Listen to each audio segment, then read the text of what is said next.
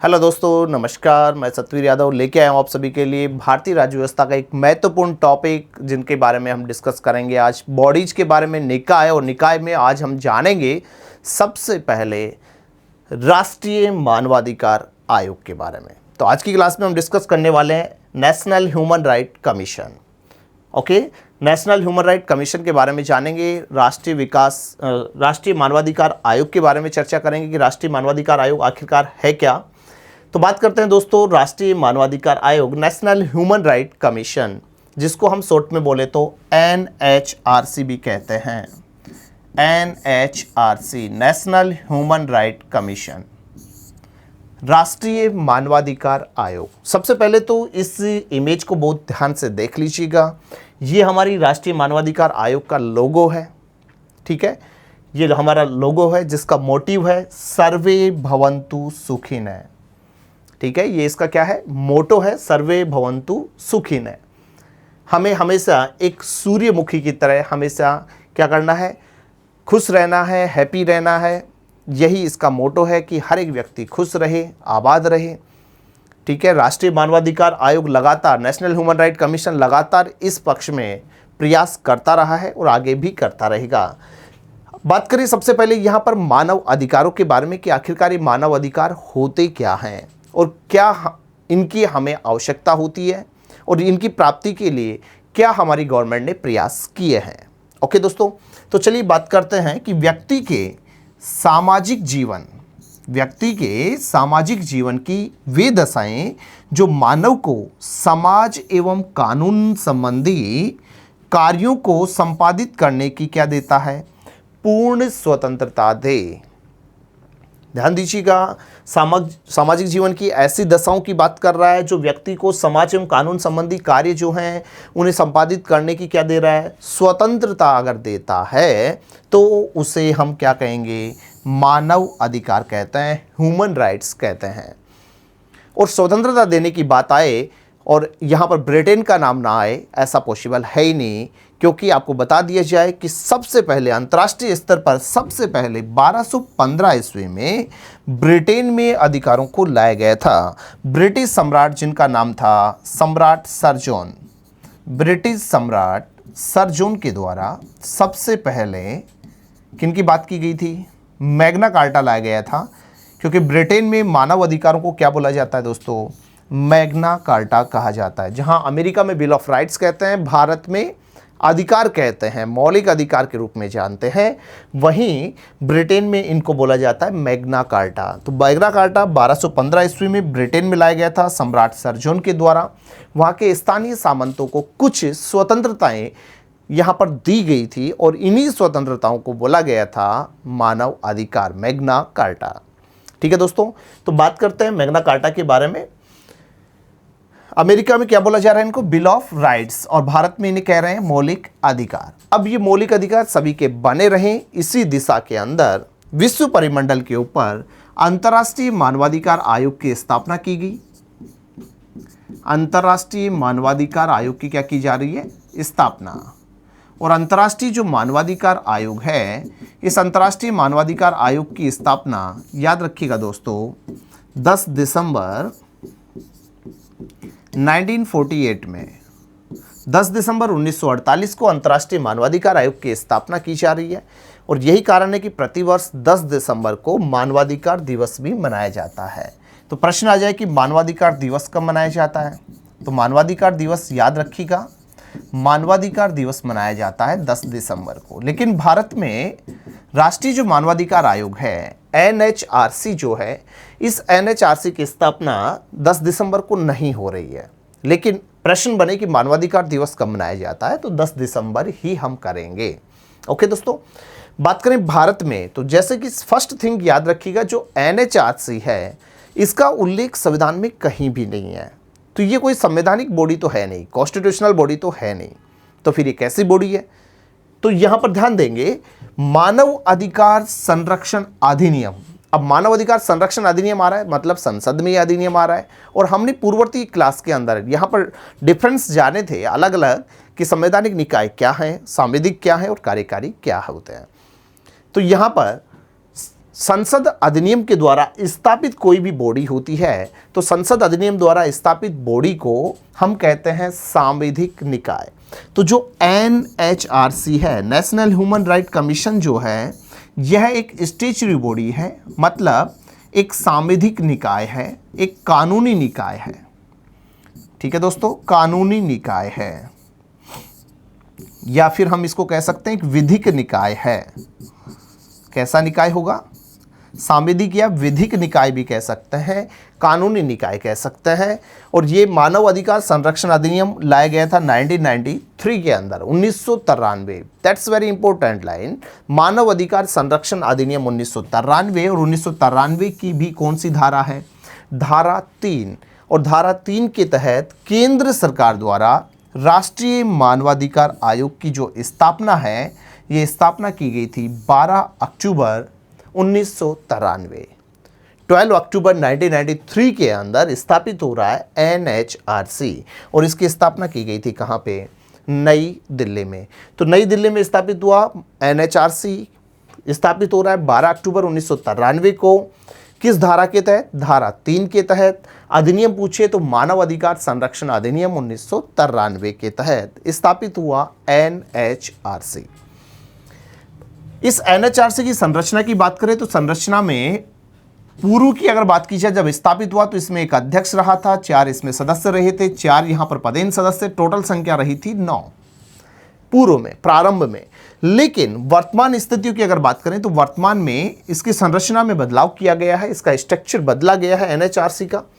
तो याद रखना, NHRC का जो वर्तमान स्ट्रक्चर है, इस वर्तमान स्ट्रक्चर में एक क्या होगा? अध्यक्ष होगा दोस्तों, विशेष रूप से ध्यान रखिएगा। एक क्या है? अध्यक्ष। NHRC में एक अध्यक्ष होता है।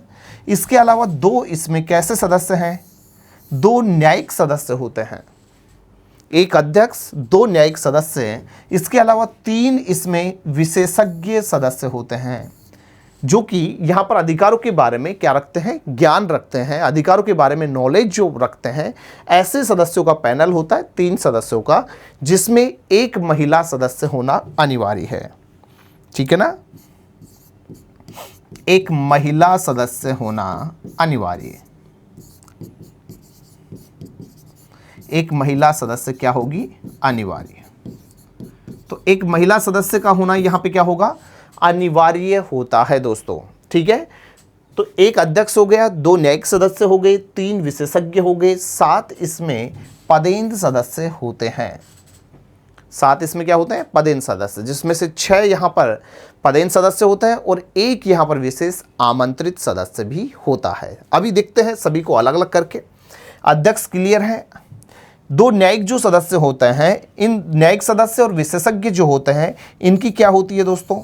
इनकी होती है नियुक्ति। अध्यक्ष की भी होती है नियुक्ति, इनकी नियुक्ति होती है। तो टोटल अगर यहाँ पे बात करें, पदेन सदस्य 7 हैं, लेकिन पूर्णकालिक सदस्य कितने हो गए? 3 और 2 5 इसमें पूर्णकालिक सदस्य, 1 इसमें अध्यक्ष, तो टोटल हो गई 6 सदस्य, प्लस में 7 यहाँ पे पदेन सदस्य, 7 और 6 होते हैं। टोटल वर्तमान संरचना में, टोटल इसकी संरचना में कितने लोग होंगे? 13 लोग होते हैं। पहले इसमें 9 लोग होते थे, अभी इसमें कितने लोग होंगे? 13 लोग होते हैं। ठीक है, तो 13 सदस्यीय ये स्ट्रक्चर बनता है NHRC का। 2 जो न्यायिक सदस्य होते हैं, इन 2 न्यायिक सदस्यों में कौन होता है?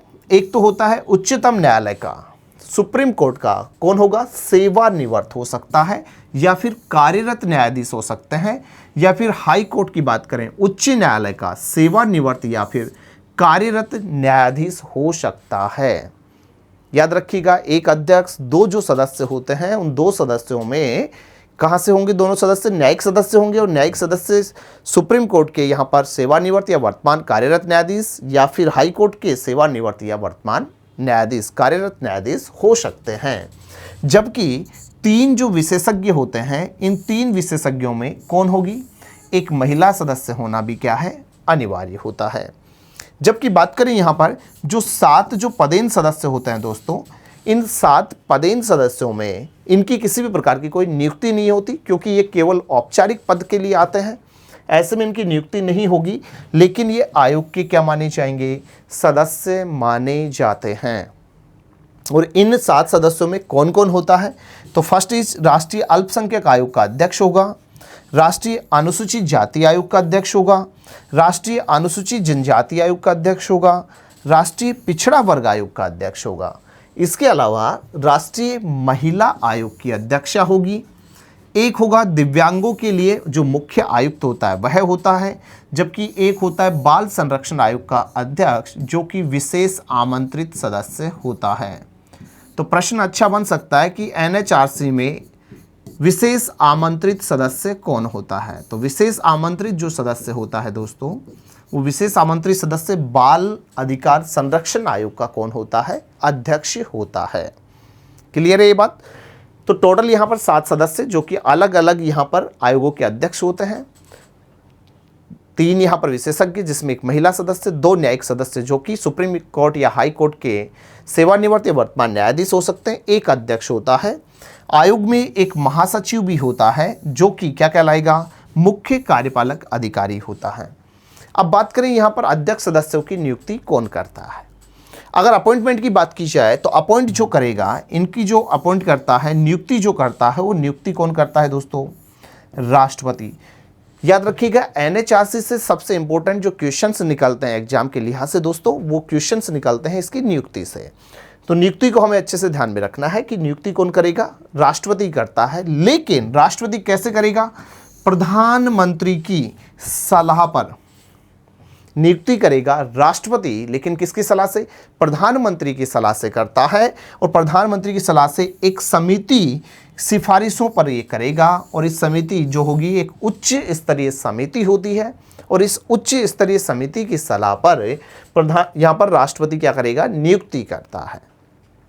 ओके, अब इस उच्च स्तरीय समिति में कौन होता है, सबसे इंपॉर्टेंट है ये उच्च स्तरीय जो समिति होती है, इसमें कौन हो गया, एक तो होता है प्रधानमंत्री जो कि समिति का अध्यक्ष होगा।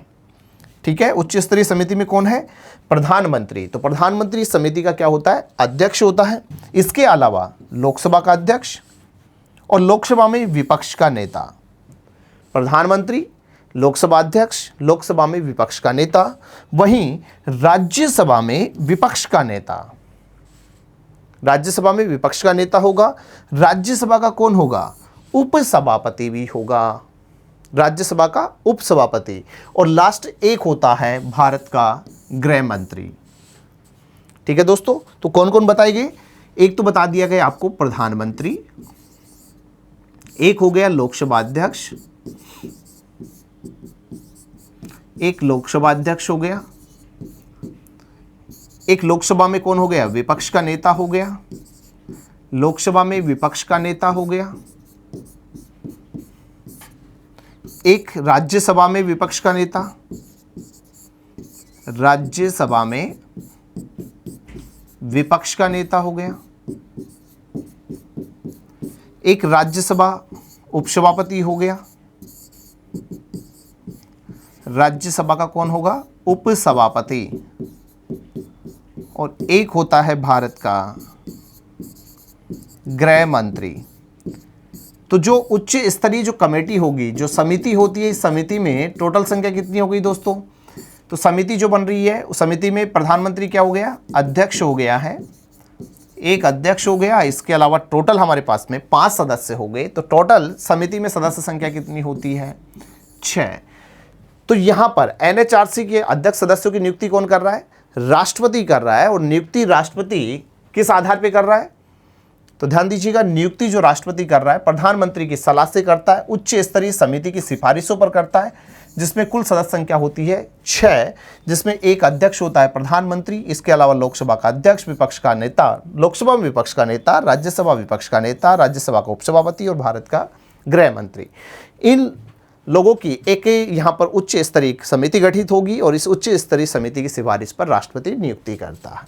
याद रखिएगा दोस्तों, यहाँ पर मानवाधिकार संशोधन अधिनियम 2019, मानवाधिकार जो यहाँ पर संशोधन अधिनियम आ रहा है, पुनर्संशोधन अधिनियम जो लाया गया था 2019 में आ रहा है, और 2019 के तहत जो अध्यक्ष व सदस्य होंगे, ये अध्यक्ष व सदस्य पुनर्नियुक्ति भी इनकी की जा सकती है, तो पुनर्नियुक्ति के पात्र होंगे, यानी कि इनकी दोबारा से भी नियुक्ति की जा सकती है। पूर्व में ऐसा प्रावधान नहीं था, लेकिन वर्तमान में यहाँ पर ये प्रावधान किया गया है कि पुनर्नियुक्ति भी की जा सकती है। लेकिन साबित कदाचार हो या फिर दिवालिया हो या फिर आपराधिक प्रवृत्ति में पाया जाता है, ऐसा कोई भी आधार अगर है तो आधार पर पद से क्या किया जा सकता है दोस्तों, इनको हटाया भी जा सकता है। ओके, वेतन भत्तों की बात करें तो कहीं भी ऐसा कोई प्रोविजन नहीं किया गया है कि इनको वेतन भत्ते कितने दिए जाएंगे। वेतन भत्ते जो दिए जाएंगे उनका निर्धारण कौन करेगा, केंद्र सरकार यहां पर निर्धारित करती है कि किसको कितना वेतन मिलना चाहिए। बात करूं मैं कार्यकाल के बारे में, तो कार्यकाल जो होता है, अध्यक्ष व सदस्यों का जो कार्यकाल होता है वो कार्यकाल होगा 3 वर्ष या 70 वर्ष की आयु। और ये भी किसके तहत किया गया है, संशोधन अधिनियम 2019 के तहत कार्यकाल जो है, अध्यक्ष व सदस्यों का कार्यकाल 3 वर्ष या 70 वर्ष की आयु कर दिया गया। क्लियर है दोस्तों। बात करें फाइनली यहाँ पर कार्यों के संदर्भ पे कि इनके कार्य क्या होंगे, तो एनएचआरसी के अंदर कार्य जो होता है, जो राष्ट्रीय मानवाधिकार जो संरक्षण आयोग है वो कार्य क्या करता है, सबसे फर्स्ट थिंग मानव अधिकारों के उल्लंघन की जांच करता है। अगर भारतीय राज्य क्षेत्र के अंदर किसी भी आधार पर किसी भी व्यक्ति के अगर अधिकारों का क्या हो रहा है, उल्लंघन किया जा रहा है, व्यक्ति को मूल रूप से अधिकारों की प्राप्ति नहीं हो रही है, चाहे फिर भले ही वह भारत का कैसा भी नागरिक है, उस नागरिक के यदि अधिकारों का उल्लंघन किया जा रहा है, गवर्नमेंट उनको सपोर्ट नहीं कर रही है या फिर एक समाज उनको प्रताड़ित कर रहा है, किसी भी व्यक्ति के साथ में अगर ऐसा होता है तो ऐसे में उन अधिकारों की क्या करेगा, जांच करना ही एनएचआरसी का सबसे मुख्य कार्य है। इसके अलावा केंद्र और राज्य से, केंद्र या राज्य से किसी भी विषय पर क्या मांग सकता है, रिपोर्ट मांग सकता है। तो किसी भी विषय पर रिपोर्ट मांगने का जो अधिकार है वो भी किसके पास होता है, एनएचआरसी के पास में होता है। साथ ही किसी न्यायालय में अगर कोई लंबित मानवाधिकार मुकदमे हैं, भारतीय राज्य क्षेत्र के अंतर्गत किसी भी न्यायालय के अंदर कोई भी लंबित मानवाधिकार मुकदमे हैं तो उनकी क्या करता है, यह जांच भी करता है। ठीक है, तो लंबित मानवाधिकार मुकदमों की क्या करेगा, जांच कर सकता है। साथ ही अंतर्राष्ट्रीय सम्मेलनों में क्या करता है, भागीदारी भी ये निभाता है। और फाइनली बात करूं तो राज्य सरकार की अनुमति पर, केंद्र के मामले तो ये निपटाएगा ही निपटाएगा, लेकिन इसके अलावा अगर राज्य सरकार अगर अनुमति देती है तो राज्य सरकार की अनुमति पर राज्य की जो जेल हैं और जो राज्य की जो सुधार गृह होते हैं, तो जेल व सुधार गृहों की क्या कर सकता है, जांच कर सकता है। राज्य की जेल और सुधार गृहों की क्या करता है, जांच भी एनएचआरसी करता है। याद रखिएगा दोस्तों, 1860 में लॉर्ड मैकाले के द्वारा जो रचित पुस्तक है जिसका नाम है भारतीय दंड संहिता, इंडियन पेनल कोड, और इस इंडियन पेनल कोड की जो धारा 4 है, इस धारा 4 के तहत जो अध्यक्ष व सदस्य जो होते हैं इनको क्या बोला गया है, लोक सेवक माना गया है। ठीक है ना, तो ये भी थोड़ा सा ध्यान में हमें रख लेना होगा। बात करें हम एनएचआरसी के जो प्रथम अध्यक्ष थे, प्रथम अध्यक्ष जो रहे थे उनका नाम था रंगनाथ मिश्र साहब। एनएचआरसी के प्रथम अध्यक्ष बने रंगनाथ मिश्र जी। वहीं एनएचआरसी के वर्तमान जो अध्यक्ष हैं उनका नाम है अरुण कुमार मिश्र, ए.के. मिश्र साहब। तो रंगनाथ मिश्र और ए.के. मिश्र, इसको जरूर याद रखिएगा। अरुण कुमार मिश्र वर्तमान में 30वें यहाँ पर क्या है, अध्यक्ष बने हैं एनएचआरसी के, जो कि अक्टूबर 2022 में इनको अपॉइंट किया गया था। ठीक है दोस्तों, तो ये था हमारा आज का टॉपिक जिसका नाम था राष्ट्रीय मानवाधिकार आयोग, एनएचआरसी। ठीक है, और एनएचआरसी की बात की हमने, जो कि एक स्टैच्यूटरी बॉडी है, सांविधिक निकाय है। फर्स्ट थिंग याद रखिएगा, सांविधिक निकाय है। नंबर 2, स्थापना 12 अक्टूबर 1993 को की जा रही है। इसकी संरचना की बात की जिसमें एक अध्यक्ष होता है, 2 न्यायिक सदस्य होते हैं, 3 यहाँ पर विशेषज्ञ और 7 यहाँ पर पदेन सदस्य होते हैं। कार्यकाल 3 वर्ष या 70 वर्ष की आयु होता है। साबित कदाचार या फिर आपराधिक प्रवृत्ति के आधार पर इनको समय से पूर्व भी पद से हटाया जा सकता है। वेतन भत्ते केंद्र सरकार निर्धारित करता है। साथ ही इनके कार्यों के बारे में हमने जाना, साथ ही हमने जाना कि इनकी जो नियुक्ति है वो राष्ट्रपति करता है एक उच्च स्तरीय समिति की सिफारिश पर, जिसका अध्यक्ष होता है प्रधानमंत्री। इसके अलावा 5 अन्य सदस्य होते हैं जिसमें लोकसभा अध्यक्ष, लोकसभा विपक्ष के नेता, राज्यसभा विपक्ष के नेता, राज्यसभा के उपसभापति और भारत के गृह मंत्री शामिल होते हैं। वहीं बात करें, वर्तमान में इसके अध्यक्ष हैं रंगनाथ मिश्र जी, जबकि प्रथम अध्यक्ष हैं रंगनाथ मिश्र जी, वर्तमान में अध्यक्ष हैं अरुण कुमार मिश्र। क्लियर है दोस्तों, तो ये था आज का टॉपिक हमारा एनएचआरसी। फिर से मुलाकात करेंगे आप सभी से एक नए टॉपिक के साथ में, चर्चा करेंगे। जानेंगे उसके बारे में। तब तक के लिए नमस्कार।